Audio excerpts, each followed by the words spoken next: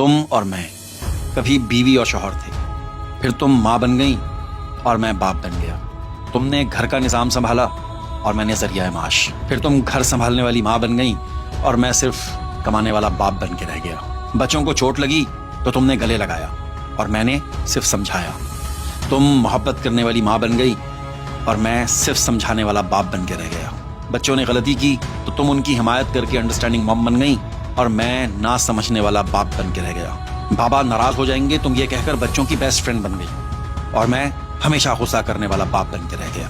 सारा दिन बच्चों से राज़ो न्याज की बात करते हुए, अपने मुस्तकबिल को महफूज करते हुए तुम उनके जहनों में घर करती चली गई और मैं फकत घर का मुस्तकबिल बनाने के लिए अपना आज बर्बाद करता चला गया। तुम्हारे आंसुओं में बच्चों को माँ का प्यार नजर आने लगा और मैं फकत बेरहम बाप बन के रह गया। तुम चांद की चांदनी बनती चली गई और मैं पता नहीं कब सूरज की तरह आग उबलता बाप बन के रह गया।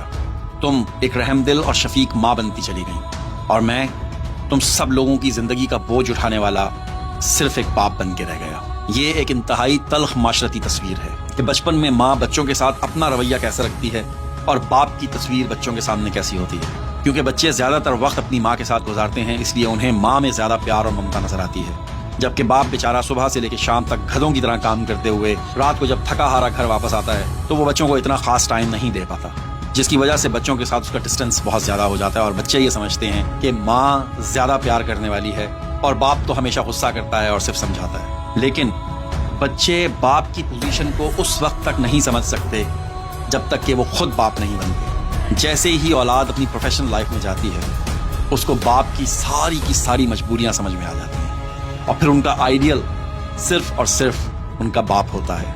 हमारे माशरे में चंद माएँ ऐसी भी हैं जो अपने शौहर से ज़ाती इख्तलाफात की बिना पर अपने बच्चों के सामने उनके बाप को विलन बनाकर पेश करती हैं। ये एक तल्ख हकीकत है। लेकिन वहीं बहुत सारी ऐसी पढ़ी लिखी ख़वातीन भी हैं जो अपने हस्बैंड से जितने मर्जी इख्तलाफ रखती हों उसके बावजूद बच्चों के सामने अपने हस्बैंड की इज्जत करती हैं और बच्चों से भी उनकी इज्जत करवाती हैं। सलूट है ऐसी ख़वातीन।